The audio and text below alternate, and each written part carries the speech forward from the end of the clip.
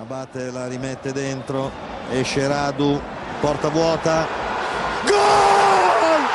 Gol! Abbiamo battuto il gatto nero, li abbiamo battuti tutti Alessio, grande Alessio, è bella la vita, lava quella zolla Alessio, lavala quella zolla Alessio, lavala! Hello everyone and welcome to another episode of the SempreMilan Podcast. I'm your host Ollie Fisher. You can find me on Twitter at Ollie Fisher, joined once again by the loyal Anthony Torgrude. Ever faithful. I'm here every day. Tired as can be. Had a wedding to go to last night and didn't get into. This is my dedication. I watched Sunday's game at 4 o'clock in the morning today so that I would be up to date and could discuss it tonight with you. So follow me on Twitter. I deserve it. At Torgrude45. And yeah, no Madison. So, but you got something special you want to show us? I do. I think I said last week, I can't remember if I mentioned it, that I'd ordered the 120th anniversary jersey. And it came in the post on Thursday, and I've held off opening it because I wanted to do like a proper unboxing. I thought if I get the box out and show everyone and, you know, get the shirt out and look at it, I wouldn't be able to put it back in to do like another unboxing for this. So I thought, well, there you go. Came in a big box, which is a good sign. But it comes with this cool, like, I won't even try and read what it says, but cool, like, I don't know, Italian ribboning on it. So let's dive in. I may need scissors for this, so we'll find out in a second, but this is cool. Yeah, I'm excited. Like, you can see the, before I've even peeled it off, it's got like a red and black patterning on it. And I can see a little, I'm going to pull this out now. Is it a metal box or what is the material on it? It feels like it's a plastic box. It's a plastic box. This is just a return form if there's an error with it. So I thought it was going to be like a handwritten letter from Paolo Maldini or something. Like, thanks for sticking with us even though we've been shit for years. No problem, Paolo. 120 quid. This cost me about 180 pounds. So it better be worth it. So that's cool. You may be able to pick that up. It's just got like a faint Milan logo, and then that's got like the 120 thing there. So that's a nice presentation. So for those who aren't watching, they're just listening along. It's the 120 anniversary T-shirt, and it's obviously in a box. It's got red and black stripes and the gold logo. It looks really nice so far. What I'll probably do is I'll upload some pictures at various stages. I might actually take them now while I remember. On @Kilpin Chronicle, which is the Milan only like Twitter account that I do where a lot of the stuff's explicit, etc. A bit less professional, but whatever. So I'll upload some pictures so those of you who are only listening along can see exactly how it looks at the various stages. But yeah, we've got the box at the moment there, red and black stripes, nice gold badge, which is what I expected. It just seems to be a gold theme. Okay, so we're in here. It's got a nice tissue wrapping there, with the Milan logo on in gold again with the 120 thing. I can see the tag popping out. I'm going to try and take pictures as I go here. You have to bear with me. So you unravel this. Ooh, that looks nice. Ta-da! Wow. Oh, no, it's fallen. Oh, you've already dropped it. Ollie has ruined the shirt. Okay, so it's on like a cardboard base thing, which is kind of cool. And then here it is. So as expected, yeah. It's the shirt with the gold version of the badge with 120 underneath. Emirates sponsorship on, fly better. It's a large, and I've already got the large version of this year's home shirt, so I know it's going to fit fine. I don't know if you can pick this up on the camera. Probably not, but the gold is like sparkly gold. It's almost that's cool. glittery. I can't tell. But no, it looks just is like... Is it quotes in each and every single stripe, or is it just in some? Right, this is weird. There are no quotes in the stripes. What? I thought... They advertised that. I know. Do you think it was a Photoshop? Because there are actually no quotes running down the stripes. It's just plain red and black stripes. Well, that's interesting. I wonder if so they're in a specific place. Again, because of the lighting, etc., you may not be able to pick this up. But Yeah, I can't see anything. Yeah. But they're there. It's obviously the quote. It's we're going to be a team of devils. Our colours will be red like flames and black like our opponent's fear.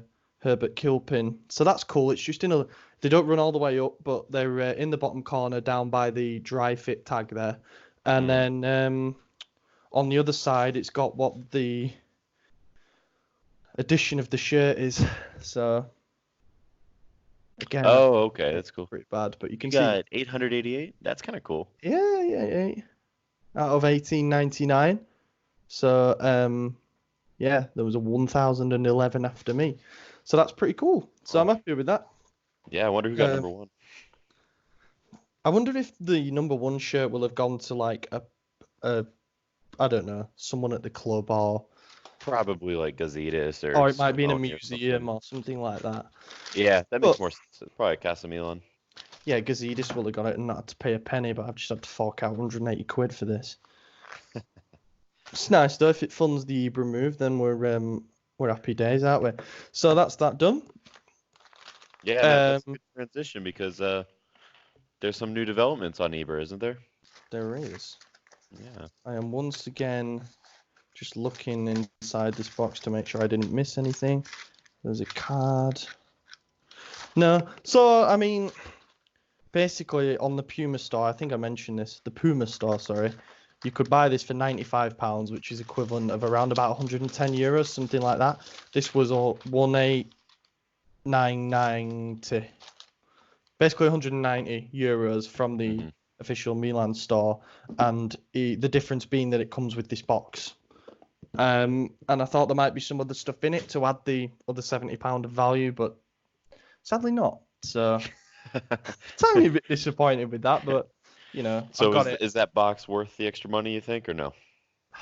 Only if you keep the shirt in it. Otherwise, it's just an empty box, you know.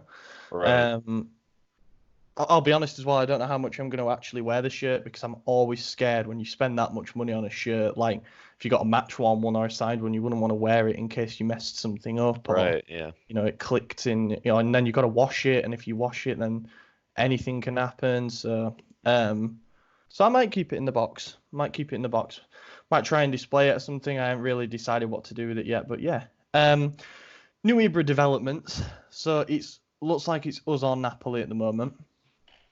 Bologna, Walter Sabatini. They've said they're out of the race, right? Yeah, he said he's made another choice. Did Walter Sabatini, who's their sporting director, of course, was at Roma.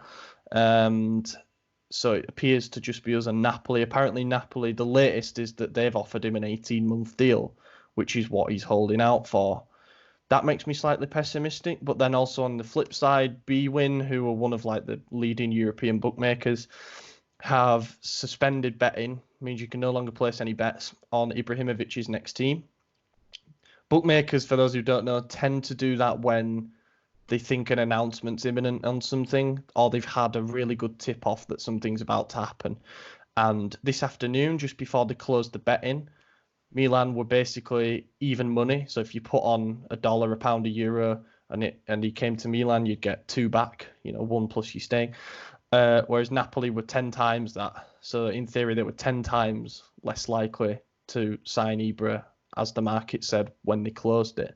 So that, in theory, is a good sign. But there's still people who are being very pessimistic about it and saying that they think that Napoli have managed to nick in there and seal his signature by offering him the length of the deal that he wanted. I really don't know. I still wouldn't rule out a twist in this. There was something from La Repubblica, who are not the most reliable, but they made it clear that they think that there's an unidentified Premier League team that are in the running. You know, Spurs have been linked because obviously he knows Mourinho. Manchester United have been linked because they could do with a striker. They haven't really replaced Lukaku. But it could be anyone. It could be like an Arsenal. It could be it could be a wild card in there that have managed to do this all under wraps. So I'm not really sure. What's your gut feeling about it at the moment? You think it's going to happen? Even up to this moment, I'm not sure what my gut feeling is. You know, it seems like I change every hour. I think it's going to happen, and then I think there's no way it's going to happen. And that's almost just like PTSD since 2015, where every summer he said Oh, I love Milan. I want to return. If they need me, they know where to find me, things like that. Yeah. And then he goes to United, and then he goes to LA Galaxy. And then he gave that GQ interview, and it was almost like he was saying, I'm going to Milan. He Hmm. mentioned Italy's not just a place I enjoy or whatever. He's like, it's a second home. It's like when you move at my age, you got to think of your family. His wife has said hundreds of times that it's her favorite city in the world. And then he ended that interview with "See you soon, Italy." Hmm. And oh, and he also mentioned obviously how he's got to go to a team that needs to get back to winning. Well, that's us. Now But it could that also be also Napoli. exactly it fits them as well right now. So there's a lot there. The only thing that leads me to believe it's us over them from that interview is Naples is so different than Milan. And Culturally, yeah. if culturally, just environmentally, I mean, everything looks so different there. And I don't think he's referring to that when he talks about his home. It's a totally different scenery for him. It's not a place he ever stayed before, anyways. So Mm. I could see him going to either one because ultimately we know Ibrahimovic is a mercenary. He's going to go where the money is. And if we're only offering him a 6-month deal or a 12-month or whatever it is, and Napoli's offering him the same amount or more money for 18 months, I see him taking it because he knows he's on the tail end of his career. He's got maybe 2 years, maybe three left in him, and that's about it. So this is kind of the point where most players get as much money as they possibly Mm. can because they know they're on their way out. And there's no retirement fund for footballers. You got to find a new job after that. So I could see it going either way, but I do in my gut. See, I'm already switching again. I'm going back and forth, but I do think he's going to come to us, man. I think it's Mm. going to happen this time. There's just so many things going around, and granted, Sky has made some weird claims lately, but historically, they are extremely reliable. Now, they said some stuff that you and I know is not possible regarding the free agent status of him and Mm. playing this Sunday against Sassuolo.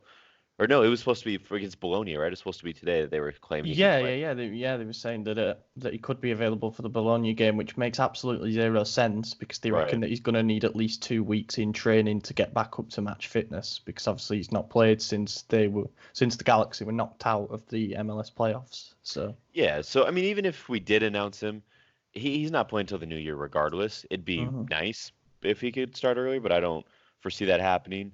I would, but I do think an announcement's going to be coming either this week or next. I don't think it's going to come deep into January. I don't think it's going to come even after the new year.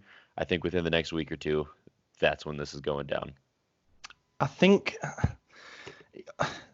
you're right in what you say. It changes from day to day because the media, for me, change from day to day what they think is going to happen. And even though we've learned to be sort of skeptical of what certain reports are saying, what certain outlets are saying, when the big guns are coming out and saying that a decision will come this week, that implies that whatever the negotiation is, it's at an advanced stage and he's close to reaching an agreement with that particular club. And then the announcement will subsequently be made. But then also, we trust our guy on this, Vito. If you haven't read the latest exclusive on Ibrahimovic that came out before the Bologna game, then give that a read. It's under the exclusive tab on our website.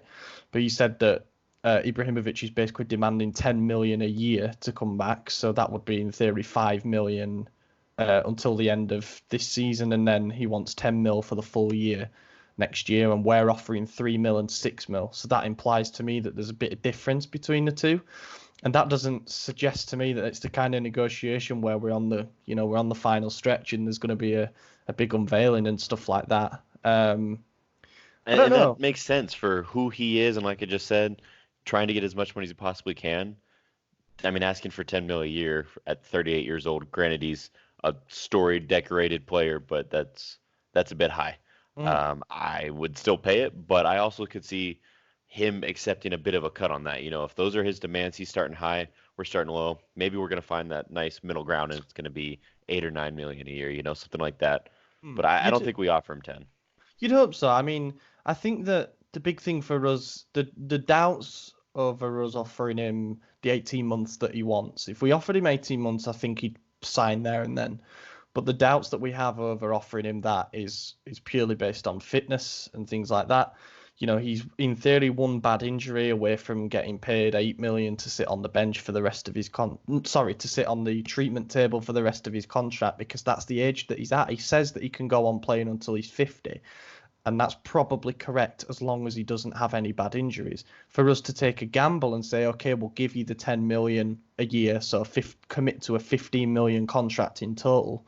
Yes, it's a big commercial statement, and yes, he would bring the experience, the leadership, the firepower that we've talked about so many times on this podcast before, but it's a big risk, and it feels like Elliott management are not in the mood for taking risks like that.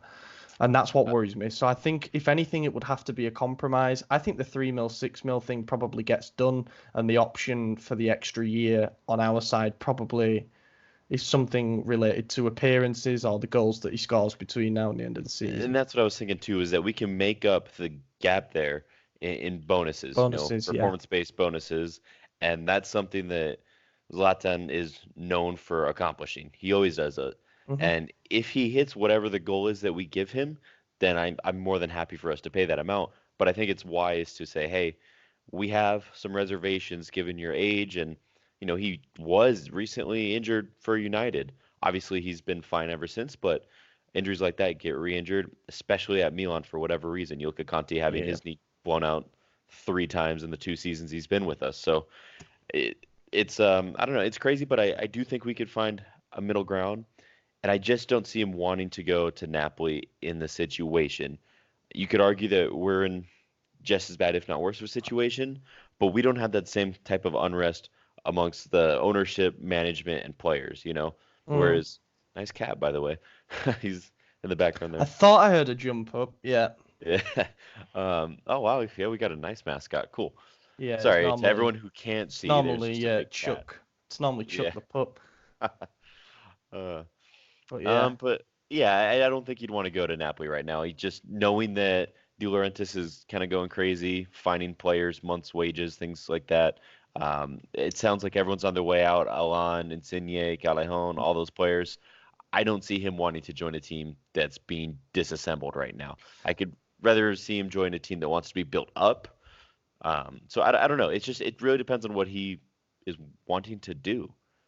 Yeah, the big thing for me about Napoli, and the reason that I keep saying to myself in my heart that it's going to be us, if anyone, is that if he were to join Napoli, and it's always Ancelotti who's the one he came out in the pre-match press conference because Napoli are playing Genk tomorrow in the Champions League.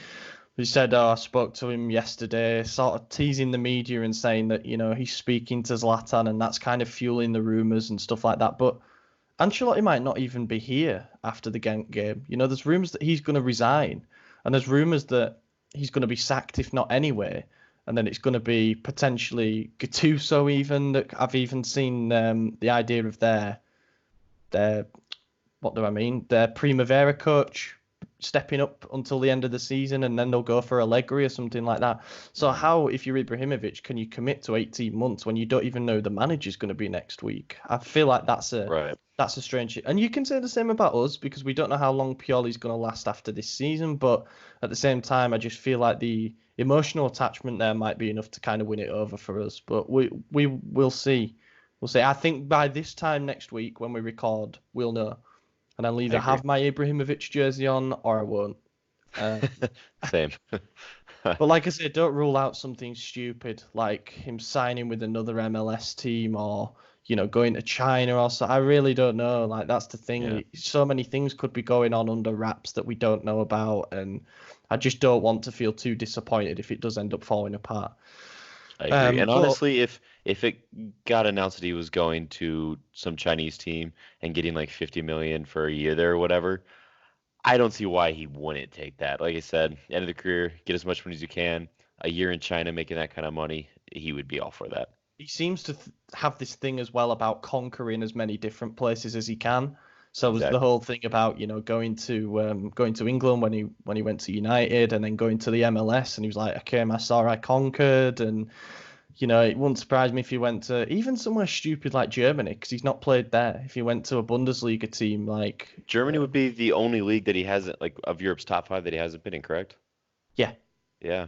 So, I mean, I could see that. Dortmund are apparently the team that are kind of chasing him, but also they don't tend to pay out astronomical wages. So, Yeah. but they might be worth I don't keeping an see eye him. on. He would only go to Bayern, I think, because I mean, you're right. Dortmund could do They it, and don't it's not need. like they would struggle, but they don't. Well, neither of the teams need him, but Who do Dortmund have up front? I don't know. I don't watch. Mhm. I have no Yeah, idea. well, at least with Bayern, they've got the best number 9 in the world up front, in my opinion.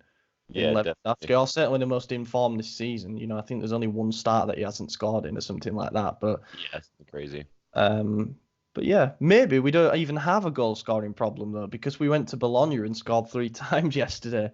Right, yeah. Nice I little mean, well, segue into that. we technically scored 4 times. Once was just an own goal. Yeah.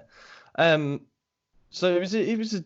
I actually think that this was probably the most fun game of the season from an entertainment perspective and from the fact that I felt like we were in control of the game for large portions. Performance-wise, it's probably a toss-up between, Parma, where I think we created more chances and actually limited their opportunities a lot more. Perhaps that was a more dominant, whole 90-minute package, but the goal came late and we struggled to put them away. The Napoli game, we looked good. The Juve game, we looked good. But we finally, once again got the result to match this. Christoph Piontek got fouled for a penalty. He got up and stuck that away. Apparently, Kessié let him take it, but Piontek's taken 3 of the 4 penalties so far this season, so I feel like he's actually now the penalty taker, but Kessié made it out as if he let him take it. And then Teo Hernandez said, I'll join you on 4 goals for the season. You're not outscoring me. The next Gareth Bale, running in behind. Suso found him with a really, really good pass, and he took a touch, and it was a really nice finish. Then, of course, 2-1, Hernandez own goal from a corner. Yeah, I mean, we'll come on to Hernandez's mental game in a minute, but no, I don't feel like there's an awful lot you can do about that. No. And he had to do something because otherwise it would have been a free header. It's just unfortunate that he went over the top and it bounced that way off him and in. And then 3-1, Bonaventura scored with an absolute cracker again. Another curling shot from just on the edge of the box. And then, of course, they had to make it nervous because Teo Hernandez fouled, I can't remember, Orsolini, I think it was, inside the area and dispatched the penalty. So it was 3-2 in the end. We missed 3 really good chances on the break as well in the additional 5 minutes. But overall, I think it was really just a matter of time before we started turning those chances into goals. And it finally happened at a team that, as has been pointed out, won 2-1 at Napoli the week before. Yeah, this Bologna side is turning into a good squad. But I do want to point out that 2 weeks ago, I sat in this very chair and told you and Madison we're taking all 9 points out of the next 9. Well, 6 of them up and 6 down, so we're going to take the next 3 against Sassuolo. But, for now, it was a game I was really confident going into. We absolutely had the shooting boots on, and I got nervous. So just to preface how this went down, yesterday morning, got ready, and then turned all my notifications off my phone from the Milan chat, Twitter, Instagram, all my football apps, and went to this wedding, had a good time, came back home at like 2 o'clock in the morning. Me and some of you listeners might know him, Waleed. He's a big Twitter guy. He's in town for the wedding as well. He's staying with me, and we're like, let's watch the game now. We're right at 2:30 in the morning, so we started, and one of my roommates heard the game on because we had it very loud. We were drinking a little bit. So he comes down. He's like, I heard football. And we're like, well, watch the game with us. We told him we knew nothing. And instead of just, letting us watch the game, he then decided to look up everything that happened. And he says, I'm not going to tell you the score, but you're going to have an emotional roller coaster. And I thought, what a terrible thing to say. So we scored and we're excited. But then instantly we looked at each other like, well, crap, we know they're going to at least get 1 back. Like, it's going to be tough. So it was interesting. At that moment, I knew that we weren't getting away with a 1-0 win or 2-0 win or anything like that. You're just waiting for the next big thing to happen. Right. And I never knew when it was coming. It was honestly the worst way to watch a game ever. Yeah. But I was really happy with how he looked. I was impressed. I thought the substitutions were a little strange. I'm sure the reasoning behind Benacer, you and I talked about it before, was to protect him. He's already got 5 yellow cards and was given a few warnings. So that was, um, I mean, Ollie, you said that earlier. So if anyone was I trying don't to know. come up with that, Well, those I was always just gonna say he's started 8 games for us and got 7 yellow cards now. So I think he's becoming pretty reliable. He's Benacer for getting a yellow card. And did you see the video that of Rafael Leao on his Snapchat?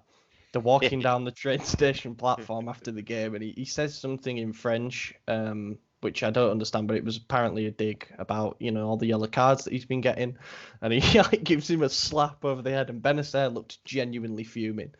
Like he did not like he kicked getting him pretty slapped. hard. Yeah, I know. I mean, imagine if Leao got injured through that, or Benacer like ripped his knee ligaments doing that or something. You know what I've noticed, and it's camaraderie, obviously brotherhood, things like that happens with your teammates. But Liao kind of picks on his teammates there and likes to post about it. We saw the ugly Polish to Piątek thing that he did for a while that Piątek clearly was not enjoying. Then we saw this Benacer not enjoying. I wonder if there's more, and maybe that's why he's not getting the starts, or it could just be performance as well, which I think it is. But I think it's interesting that he behaves that way. Obviously we don't see behind the scenes, but yeah, I think it's a mix of the two. I was surprised to see so many people, because obviously we did an article on it and posted it. I was surprised to see how many people responded to that, not assuming it to be, like you say, the camaraderie, just a bit of banter between teammates. They actually went way over the top with it and said that, well, this is just a clear demonstration of Leao's attitude problem and stuff like that. And I'm thinking, they've just won, a thrilling game of football. The team must have been really down for large parts of this season. Yes, Benacer didn't look happy with it, but, bottom line is, like, you can't read too much into a video like that at the end of the day, in my opinion. But yeah, if you've never picked on your friends before, you don't have friends, Mm-hmm. I say terrible things to my friends every single day. You said terrible things to Maddie, and he's not here to hear them at the moment. So. Yeah, that happens too. Yeah. Love you, Maddie. So that happened. Theo Hernandez had a bit of a mental game. We got a good question actually from Mitch Silkowski. He said Teo's role is worth a discussion. He does so much in attacks, yet struggles defensively. Should he be converted to a full attacking role, or is he simply benefiting from Pioli's tactics? And that's an interesting point, because I've seen a lot of people suggesting different things, such as him shifting up to becoming a pure left winger, like that question suggests. Like Gareth Bale. Gareth Teo, don't quite work. Or even playing a 3 at the back and using him as a wing back, so he's got a bit more license to get forward and stay forward, rather than having to worry about running 100 yards the other way. I've just pointed at my cat there. And yeah, it is a point worth discussing, because I think, particularly in this game, even though he's kind of got away with it over the last 3-4 games, particularly in this game, I think you sort of see that he can be a bit of a liability defensively. Obviously, the own goal is a set piece that I think we defended badly. It was just whipped into the near post, and his man was free, so we either tried to make a play for the ball or we concede anyway. But the penalty was really, really bad judgment. And on another day, against perhaps an opponent that had a bit more momentum up until that point, maybe that gets them back into the game and they steal a point from us, So I think there definitely needs to be some discussion about what we do moving forward, because, as I say, against better teams, we are going to be punished. Yeah, and you mentioned all those things, and another thing that I saw, I believe it was seconds before the first goal, Teo actually had a handball in the box. It should have been a penalty, but immediately thereafter they scored, so it was kind of a non-issue there. But I mean, it's just another lapse of judgment thing, because that's one of those fouls that it's easy to not commit, and he did it, and he got away with it because they still scored, so it didn't matter. But yeah, I've seen people put him in their like team of the week and stuff like that, and while I appreciate our players obviously getting recognition, I thought that was a weird choice, because like you said, he had a good game in the sense that he scored, but he had a poor game in the sense that he also scored an own goal and then gave away a penalty. You could argue he comes out of this game -1. Really. I agree. Yeah, I mean, one up, 2 down. Yeah, so it's an interesting situation. And jokes aside with the Gareth Bale comparisons, there is a similar career path that they're 100%. going on as far as how they played, where they started their positioning. Now, do I think Teo's going to turn into a Gareth Bale type of player if we do switch him to left wing? Probably not. That'd be Mm. fantastic. But I don't know. I mean, for now, I think we keep him where he's at. If Maldini sees another left back that he likes, I don't have a problem with Teo converting to a left winger in place of Çalhanoğlu because we do need a left wing still. And if we're going to splash our January transfer budget on wages for Zlatan and either the midfielder that we've been promised for years or the backup center back that we've also been promised, then I don't think that's crazy to say, Ricardo Rodriguez, let's give you your spot back, who we at least know is better than Teo defensively, and we could try Teo left wing. And if it doesn't work, then we just switch it back to how it is, Mm-hmm. There's nothing wrong with experimenting a little bit. Obviously, we are in a dire position in the table, and we can't really risk those type of experiments right now, but in the future, it's something worth trying, I think. I think it's probably been tried in training, without a doubt. I also think that, I mentioned this in the chat that we have earlier, but there needs to be an acknowledgement of what is the surprise factor, that teams are not used to a left back pushing up that much and penning him in that much, down their right side, obviously our left side. So perhaps, you need to understand it. I mean, the question puts it brilliantly. I think he's benefiting in a way from Pioli's philosophy. We talked about it multiple times, how when we're going forward, we essentially shift to playing with three at the back. That allows Teo to get forward, allows Çalhanoğlu to tuck in, and Suso to also kind of tuck in and play. And you've seen that perfectly with the second goal. We just waited. Teo timed his run perfectly. Suso played a lovely ball in behind. That's the kind of thing that we expect to see from him week in, week out. And they were just caught completely off guard because they're probably not used to fullbacks, that are attempting to get through one-on-one. So, yeah, benefiting from the surprise factor a little bit, but it also has its drawbacks. In that sense, I think to call him defensively irresponsible would probably be accurate, and that would be quite a nice way of putting it. But I think from a positional sense, and this is what Ricardo Rodriguez always got hammered for, his positioning is not good, and he does make rash decisions, as you say, with the own goal. It went in off his arm, so if it hadn't gone in, it'd have been handball anyway, and it was also all over the back of the guy, so it's probably a double penalty as well. And then the actual penalty that he gave away was just a shocking lapse of judgment. Why he's gone into Arcelini from behind there, I've no idea. Game management needs to be better. Unfortunately, because of the two goals that come as a result of him, it's made it a difficult and more nervy 3 points than it should have been.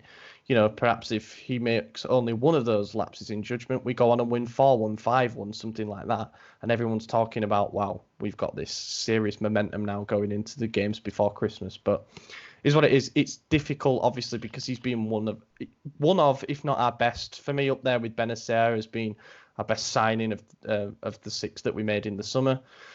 So as a result, feel like you can't really criticise him too much, especially when you pay 20 million euros. There's not an abundance of world-class left-backs out there, but it feels like at the moment we've got someone who's at least a difference maker, and we couldn't say that about Rodriguez. We'll see. Another benefit to having Teo Hernandez down there defensively is even when he's beaten, gets dribbled past or a poor pass, however it is, and the defender or the attacker gets behind him, he's fast enough to catch up and at least try to correct his wrong, whereas when Ricardo Rodriguez would get beat, that was it. They were in on goal. Teo at least still gives us that little bit of hope that, okay, maybe we could get back here, get a nice sliding challenge or something like that, or just fluster them to where they mess up a pass, something. And it happens every now and then, not all the time, but that's one thing that we're not going to get with Ricardo Rodriguez at all. So I think we just keep him where he's at, and like you said last week, just don't fix what's not broken. And we will know if it does become broken, and week in, week out, he's looking like costing us more chances on more goals than he's going to create us or going to score for us. But interestingly, I think Rodriguez is gone in January, to be honest. And obviously all the talk has been about Levin Kurzawa from PSG being his replacement. And that, to me, you're then looking at a situation where if you ever did look at moving Hernandez up to left wing, you've got a guy at fullback there who wouldn't be, defensively for me wouldn't really be too much of an upgrade. I haven't watched Kurzawa inside, week in, week out or anything like that, but I get the impression that he's not the strongest defensive fullback, and also he plays for PSG and he played for that really good Monaco team, so he's not used to being penned in and having to be part of a compact tight back four when you're having to defend and stuff like that. So I would worry about how that would work moving forward. But the left side's all right for now, I think, especially with Bonaventura in that left side of midfield. He had another really, really good game, another goal. It's 2 in 3 for him now. Similar one as well, just picking the ball up when he did, and he didn't go on the run as such before, but he picked up a loose ball and curled it in. And again, his celebration shows how much it meant to him. Another outpouring of emotion. We've said this could be our leader. This could be our guy. If he keeps putting in 7 out of 10 performances, he is going to be like a new signing. Yeah, and he has so far since his return to the game. I mean, how many appearances he had? 8 now, something like that. He returned from injury. He played in Gianpaolo's last game in charge, and he started in the 2-1 win away at Genoa. And then since Pioli came in, he had that muscle problem, and then he came back. I think he might have actually played. He might have had 6 appearances for us this season. Let me look it up. Something like that. But regardless, I mean, he's got 3 goals in the 6 or 7 appearances that he's made this season. He's obviously up to level. It's 8. 2 goals in 8 appearances. 2 goals in 8 appearances. Okay. I mean, not crazy numbers, but this is also a midfielder who's back from a very long injury. And he's really transformed it for us. We're getting that creativity that Paqueta was giving us, but he's also giving us the accuracy that we weren't getting, the decision-making skills that we weren't getting. So he brings a lot more to the table than what we could offer prior. And it just shows, between that midfield that I think would be our best case would be Bonaventura, Benacer, and Krunic. That is what I'd like to see moving forward, because Kessie still makes poor decisions. I will give him props, because I didn't see him making any wild shots yesterday. He actually passed him back when he was in the box, and I don't think I've ever seen him do that ever. So that was fantastic. But yeah, Bonaventura is a big improvement. You're right. He's almost like a new signing right now. How long was he out? 1.5 years? His last game before he came back against Genoa was October 2018. Okay, so almost an entire year. I think it was against Lazio when he got injured, and then Caldara got his cruciate ligament done in a game against Lazio in the Coppa. So it's like every time we play Lazio, we're cursed. But his deal runs out at the end of the season, and there's rumours that Fiorentina, Napoli, and Roma are sniffing around. There was a report today from Gazzetta dello Sport, I think it was, saying that Raiola had offered him to Napoli and Roma if they can't find an agreement on a renewal. He wants to discuss it in January. Milan want to hang on until the spring, which I assume means like March time, February, March time. Personally, I am worried that if we don't make a decision either way on his future, then there are going to be teams that are going to want to take a chance on him, and Raiola's not going to be the kind of guy who's going to accept someone who's been a loyal servant to this club, who the club have stood by through the injury, don't get me wrong, but he's also, worked incredibly hard to get back to where he is. He's putting in the performances. There doesn't seem to be that much rust about him at all. Raiola's not going to be bullied by Milan on these negotiations, so I'd be starting them talks as soon as possible and just maybe give him another 2 years until he's 32. Yeah, I definitely would like a renewal. One of the things I said when he was injured, because there were rumors of renewal talks then, was that you don't want to renew a player who's at his age and injured. You want to see how they come back, how they perform, and then talk about it. And we've now seen how he's come back and performed, and it's been exactly what we wanted, if not more. So I'm all for a renewal right now. If they want to wait till the spring, I understand that, but I do think it would be wise in January to just get it done. Maybe not immediately in. I think the transfer market's going to be the most important part, obviously, but before the end of the window, I would imagine we renew him, honestly. Yeah, me too. And I think he's the kind of player, as mentioned, a loyal servant to the club in his time so far. I mean, he joined back in 2014. I saw something before we played Parma. You remember when we beat them 5-4 and Menez scored that back heel and stuff? Bonaventura is the only player left from that squad who went to play Parma in the weekend before last. So yeah, I think he would want to renew with us, and we should, reward him if his form continues. You don't know what's going to happen between now and January. I wouldn't sit down until January. Who knows? He could re-aggravate his knee injury. He could completely lose form. We don't know what's going to happen. But at the same time, if we get to January and he's got 6 months left on his deal, I would be worried about other teams that are wanting to take a chance and are sniffing around, especially someone like Napoli and Roma, who could be top 6, top 4 rivals come the end of the season. So, yeah. You mentioned something there that I want to circle back to Zlatan about, but you mentioned how Bonaventura is the only player left from that squad that played against Parma. There is not a single person in the club, player or otherwise, that is still here that was around when Zlatan was. So that emotional honeymoon thing might not even be real. That might be more fan creation than reality, because obviously he knows some of the players, but they're not boys. It's not like they're Abate. I think Daniele Bonera he's a first team coach now, isn't he? Bonera, you're right. That's the one. That's the only guy. That's the guy, yeah. That's the one, dude. Agent Bonera. He's making it happen. What a bloke. What a bloke. But well, never mind. Ignore that whole point.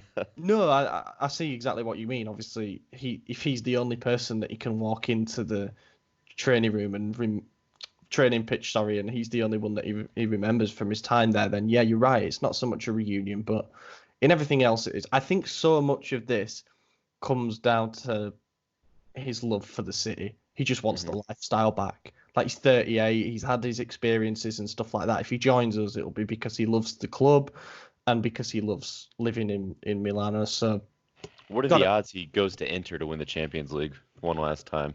Try and make it happen. He's never won it, has he? No, he's never had it. He won Europa League. No, I don't think. I hope not, because I've heard Inter are in the market for a striker, but I think he kind of burned his bridges there when he came to us, to be honest. But yeah, I don't know, because apparently they're after Giroud, and I think if you're really looking for a stopgap striker, then Ibrahimovic has got to be a better choice than Giroud. But it depends what kind of profile they're after, I suppose. And, yeah. But they've also proven that they're willing to splash some big money on players right now. Well, it's annoying because you keep seeing them linked with players like Rakitic, players like Arturo Vidal, players I think would make a massive difference to us, and we should be in there trying to sign, but we're not. And ultimately, you can believe what you want from the papers. I've seen some of the papers say today that they don't actually have that much money for January, and Barcelona are trying to get Lautaro Martinez from them, and they might get Rakitic or Vidal in exchange for that. There's all kinds of stuff floating around, and as you'd expect with the transfer window opening next month. But annoyingly, they're like in a Scudetto challenge. I'm willing to accept it now. I really don't think that they're just going to fall off. I think Conte is having the desired effect there. If they get a result against Barcelona tomorrow, they're into the knockouts of the Champions League. Would be great if they were to somehow drop into the Europa League, because I think that might screw them up a little bit. Unless they bombed out in the first knockout round of the Europa League, then, for me, they can go on and win the Europa League as long as it messes up their Scudetto hopes. Right? Yeah. I mean, worst case would be them being able to win the Scudetto. They're obviously real contenders. They're in first now. Then props to them. They deserve to be there. But God, that's the last thing I want. Yeah, I know. I genuinely would rather Juve, pad their lead over us too than. I'd rather Juve get 4 stars on their crest than Inter get one more Scudetto over us. Me too. Even though they won one of their Scudettos illegitimately, so in theory they don't on to 18. But yeah, we mentioned the midfield. We had one robbed from us, so. Exactly. So it's actually 20-17. No, 19-17. 19-17. Mention the midfield briefly there. We'll round off the Parma game after this, but we got a good question from the Milan Duck. That is a fantastic name for an account, I must say. Pioli seems to prefer Kessié as a starter to Krunic, despite the Bosnians' very solid recent performances. What do you guys think? So it kind of baffled me that he started Kessié again, because for me, Krunic seems to be offering so much more at the moment, and he seems to be the more confident of the two. So why you want to break a player's streak of confidence, I've no idea. But obviously, he played Kessié in the game at Parma. It was an average performance, actually. It was probably a below average performance. It was like a 5 out of 10, something like that. And then this game wasn't particularly great either, to be honest. Didn't notice him as much, and as you alluded to earlier, I think that might be a good thing because he wasn't blazing shots over the bar and we weren't shouting off for say Kessie and all that kind of stuff. But also didn't notice him getting stuck in as much. He normally tries to be the powerhouse of the midfield, and I think that Benacer has very much taken over that kind of role. Yeah, I'm in agreement with you about what the ideal midfield should be, in that it should be Benacer. Benacer is the regista, and then Krunic is the right-sided central midfielder. Bonaventura is the left-sided central midfielder. But where does that leave Paqueta and where does that leave Kessié? Would you sell one of them in January if we got a good offer? Yeah, I could see Kessié leaving in January. I think our strategy is kind of gonna need, if we want to successfully execute whatever it is, we're gonna need to get rid of some players that have done good work for us that we could get a decent amount of money for. And I think both Paqueta and Kessié are those type of players. But because Paqueta was brought in I guess now a year ago, but brought in last January, I just don't see Elliott saying, okay, let's get rid of him. They're not about losing money. They want to recoup some. And they lost no money on Kessié because it wasn't their money that bought. Well, actually, it technically was their money that bought them. It was a loan. The balance sheets, yeah. Yeah. But as far as like the term sheets for right now goes, it's all profit for Elliott. So I could see him leaving. And maybe that's why we're getting some performances out of him right now, because you're right. Krunic is absolutely the guy who deserves to start.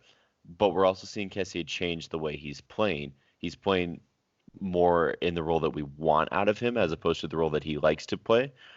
So maybe it's something that Pioli's done in training. He said, look, this is how you have to play if you want a spot on this team. And so he's showing him that he could do that. He's changing it up. Or it's simply get out there, get a few good performances because the plan is to, offload him in January, and we want to raise your value as much as we possibly can. Yeah, there's only him in the two more. Window. Exactly. There's 2 more games until the window opens, right? Mm-hmm. So, yeah, I wouldn't be shocked if he makes an appearance in both of those, either as a starter or a substitute. But I definitely think he's in the window. And the rumor is that there's teams that are sniffing around as well. Wolves keep being linked in the Premier League, Monaco keep being linked from Liga, and then there's even Napoli who've been linked recently. Now, I kind of like the idea of us doing some kind of deal with Napoli. Would you want I don't like Alon? the idea. Possibly. I don't know how that would impact Benacer because he tends to play as like a deep line midfielder as well. Right.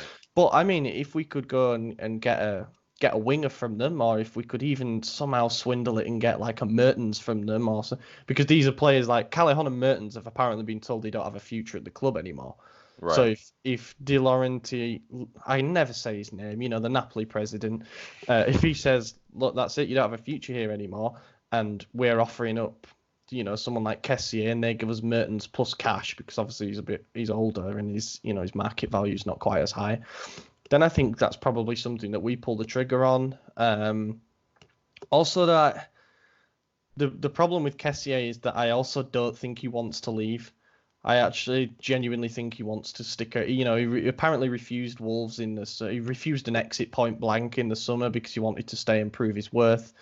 I like that attitude, I really do. But then when the thing came out before Juventus about him not being good in training and the way that was all handled by the club, I found that a bit strange, as if he'd kind of cut his ties already. So we'll see what happens. I think that's going to be quite an interesting one because, A, it's going to be, will he stay or will he go? And then B, it's going to be, how much do we get for him? Is someone going to be willing to take that gamble and pay 30 mil because he's only 22 years old and he has shown promising signs? Or do we just cut our losses and get 20 mil? Is he in a swap deal? That's definitely one to watch. And I wouldn't mind someone like Rakitic coming in and filling his spot in the roster, as a depth option. And you maybe still have Krunic then as a depth option. And I still want to see Paqueta moved up to left wing. But that's probably a rant for another episode. Kind of find it weird, though, that he's not finding too much space at the moment. Came back from injury, wasn't put into the starting lineup. I don't know what's going to happen with him. I've got a weird feeling about Paqueta. I think it might be the end of the season or something like that, and we sell to the highest bidder. It's just not really, it's not clicked like we all expected it to. He's not the hyped kid that we all were really, really desperate to see anymore. It was more like, oh, Paqueta's coming on with 12 minutes to go.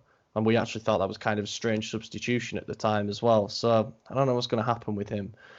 Yeah, when Paqueta came in, his first few appearances for us under Gattuso were incredible. He changed the game, him and Piontek, and we really thought like this was the duo that was going to lead us to the promised land.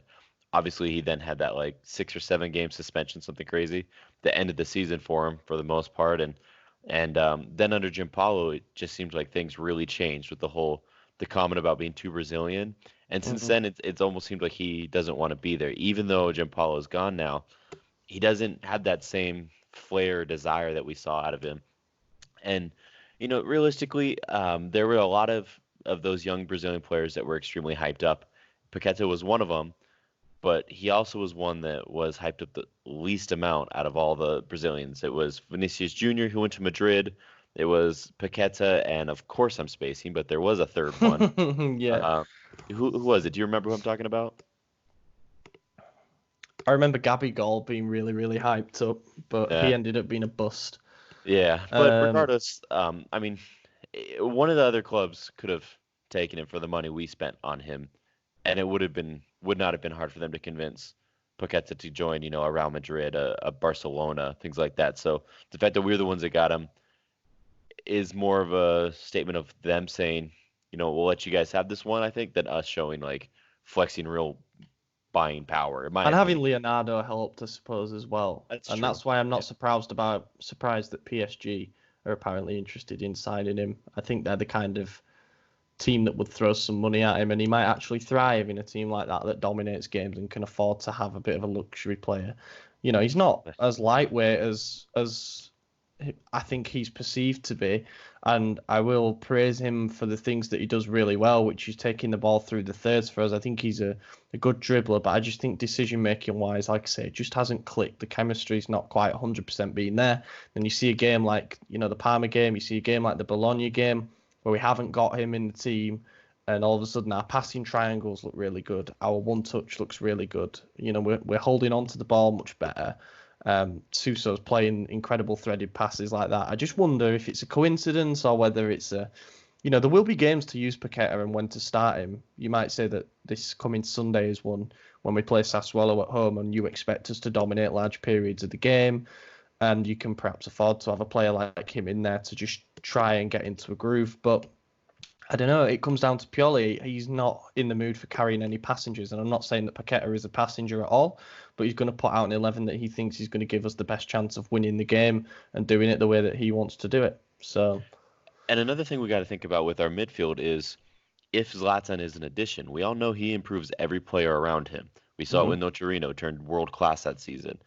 Can he make Paqueta incredible? Can he make Kessie look incredible? Do we still sacrifice them? I mean, I think Kessie has a profile that would match up with him. If he relinquishes all right to shoot and just pass the ball to Zlatan, he's got the muscle to make that happen almost every single time he gets the ball, I think. And Paqueta has the flair.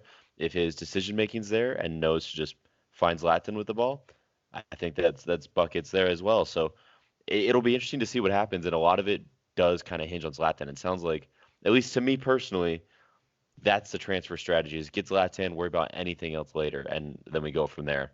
So I don't know. It'll be interesting to see what happens, but that seems to be what the club wants to do, is everything's I don't know right now. Yeah, Piontek seems to think he's going to be playing alongside Ibrahimovic, which I think is quite funny. Yeah, that was a bold comment from him. Scores a penalty and thinks he's prime Ronaldo again. But do you know what? I don't think he was brilliant by any means, but I think it was a 6 out of 10 performance from Piontek. Obviously, he got the goal from the penalty spot. Didn't really have much else cracking, really, but I thought his hold-up play was better than it has been. We've been seeing 4 out of 10 performances from him for weeks now, but he's ended the goals route. He put in a good performance. I thought his hold-up play and all that was pretty good. Not sold on it at all. I don't think by any means he's back in last season's form. But it makes you wonder. But you're right, he looked a lot better. It makes you wonder what happens, though. If Ibra does come in, does Piontek just get cast to one side, or do they try and fit them both in together? Do they try play Leal for the flick-ons and stuff like that? It's all interesting tactical points, I suppose. Sassuolo on Sunday.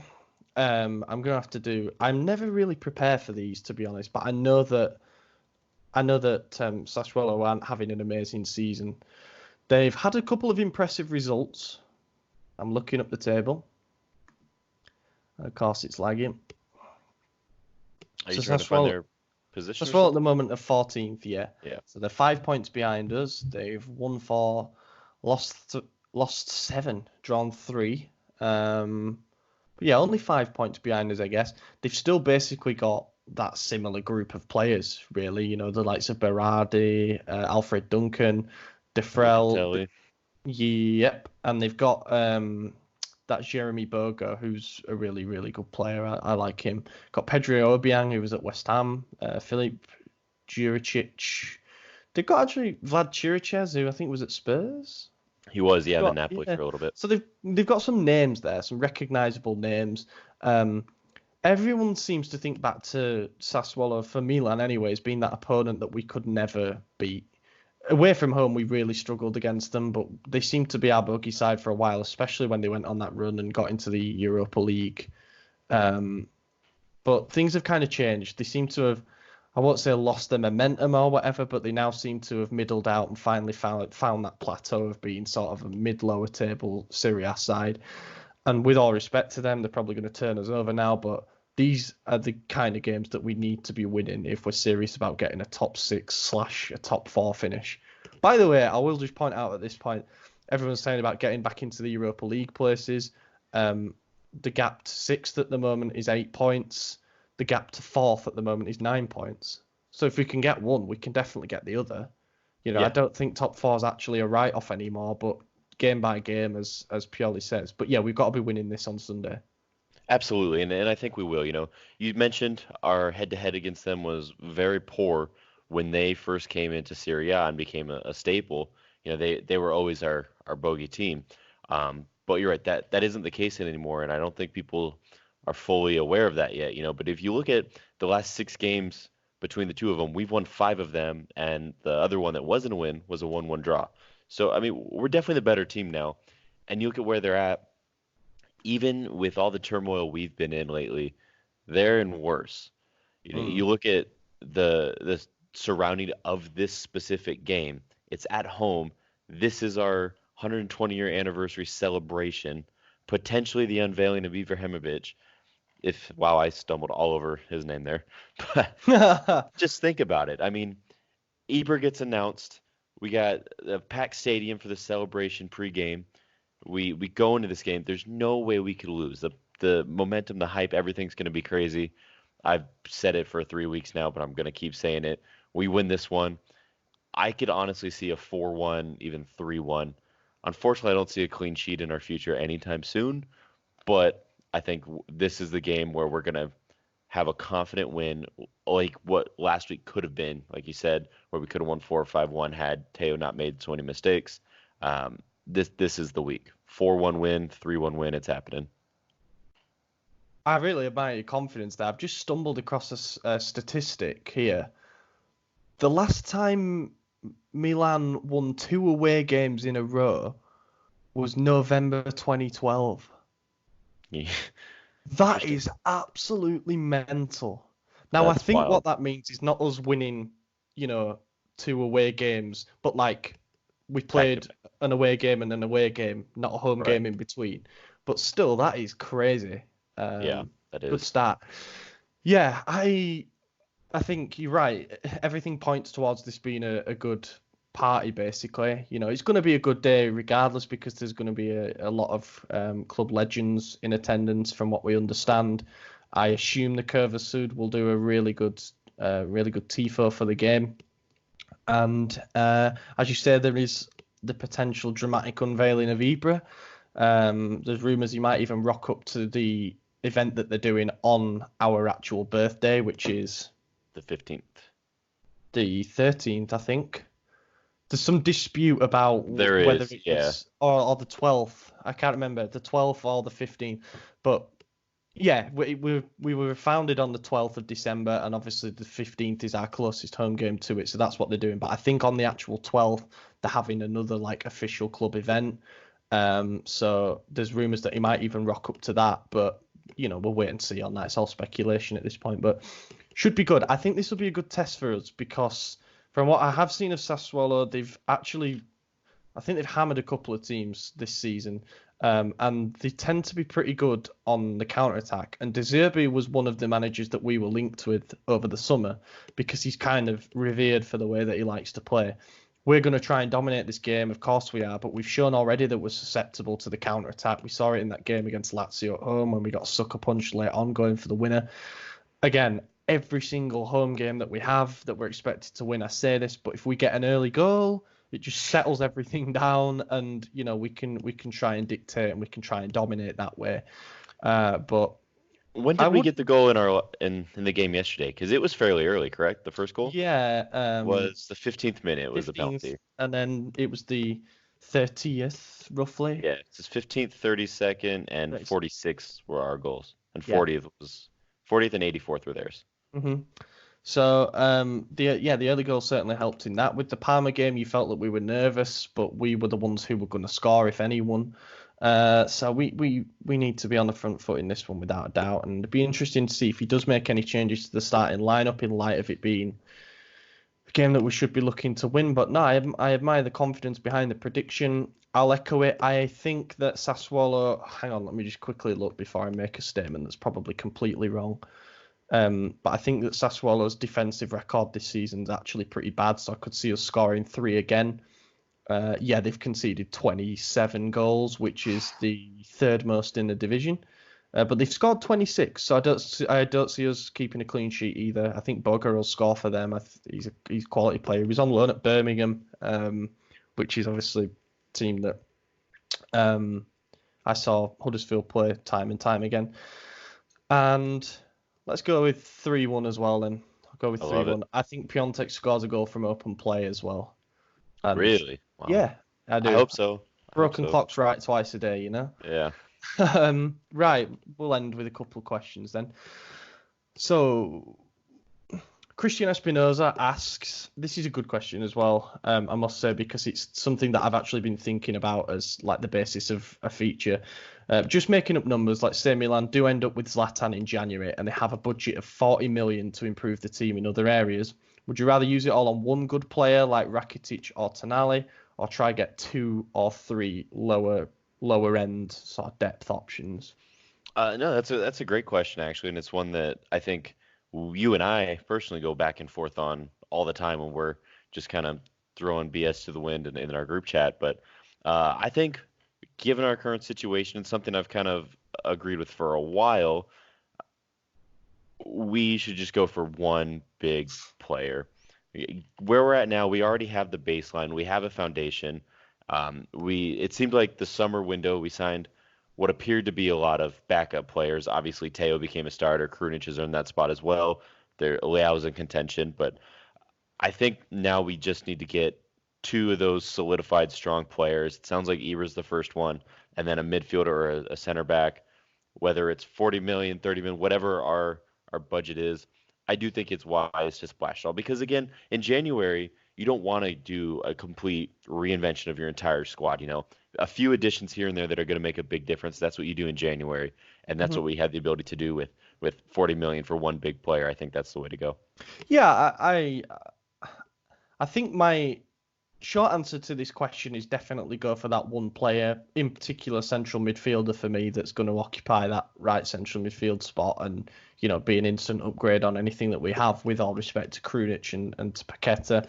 But the long answer to this is that I guess there's going to be more movement, and it's like, okay, we have a 40 mil budget, but Kessié might leave, so we can free the space to bring in a midfielder, and that might be 30 mil that we can spend on another player, and we still got that 40 mil budget. So I don't know what's going to happen. I think my gut feeling is that we're going for Ibrahimovic regardless. If we don't get him, I think we're going to go in for another striker. I think that's been made abundantly clear. I think we're going to be in for a midfielder. The rumour is constantly Rakitic. We keep seeing stuff about Torreira, but I think, Benacer, that's his role now. And it would be a bit insulting to go out and spend 35 mil or something on Torreira and have them to compete.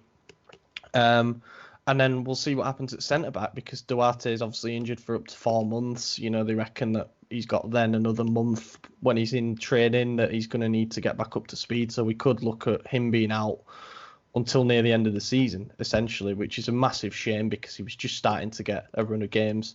But obviously Vito told us, we had an exclusive on the site, that we're in talks over a deal for Merry Demiral, and came out today that apparently, this came from Bleacher Report, his asking price is 30 mil. It's closer to where I'd want to pay than the 40 mil that was originally quoted, and it makes you wonder if he tries to force a move. I feel like we've mentioned this before, definitely, but if he tries to force a move, we could be looking at something 2025, or even a loan with an option to buy at 30 mil, which is good because you can roll it over then onto the summer in terms of expenditure. So I think, a player in each position, to be honest. I think we'll go for a centre-back. I think we'll go for a box-to-box midfielder. I think we'll go for a striker.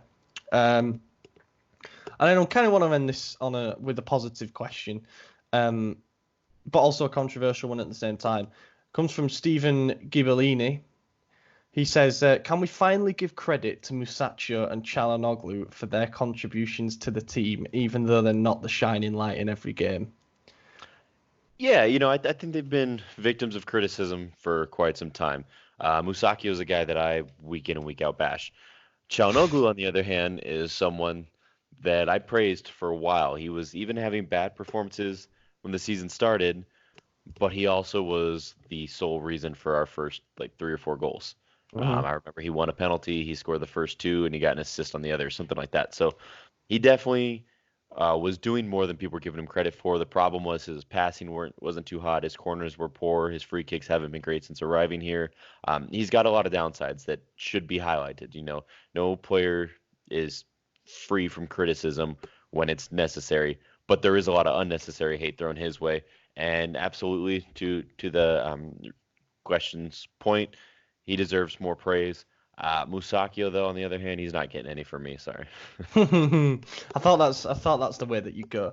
I'm kind of the other way. I think Musacchio, for the good performances that he's had, and he had a really, really good one at Parma, in my opinion, and he was certainly adequate in the game at Bologna. I don't think he was at fault for either of the goals. And Romagnoli actually had a very good game as well, in my opinion.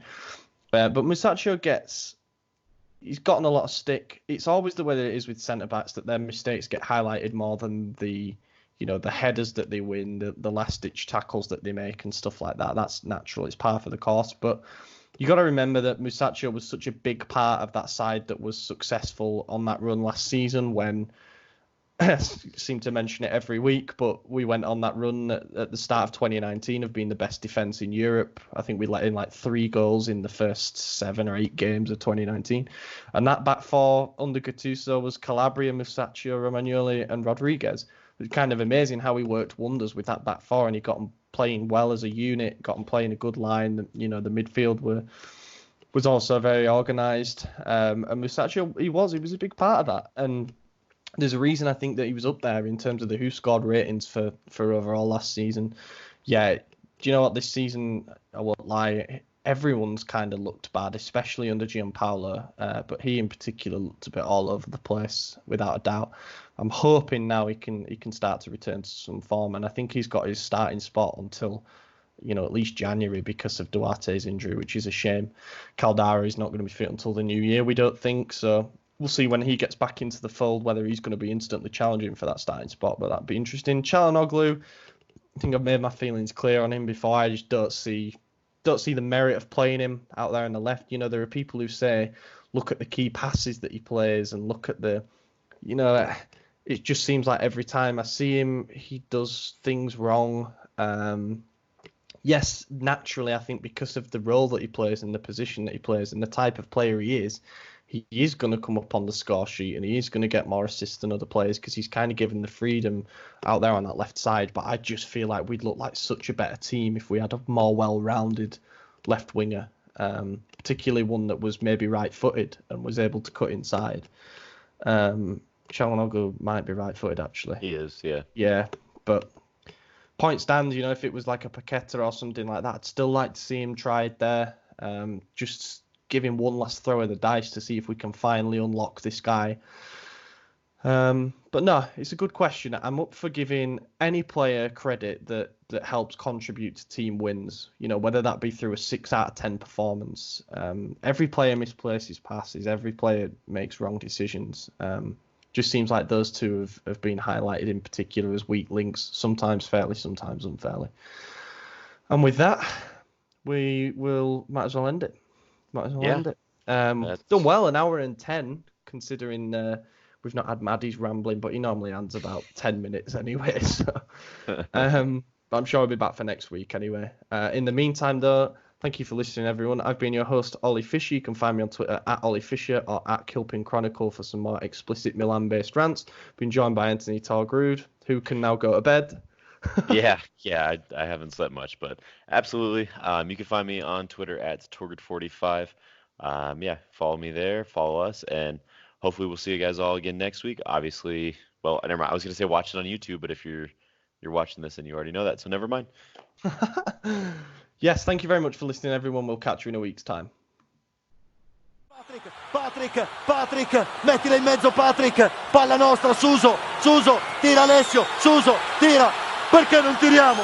Ma perché non tiriamo? Gol! Alessio Romagnoli, gol! Alessio Romagnoli! Alessio! Il gol del capitano ancora all'ultimo, come Gilardino, detto ieri in conferenza.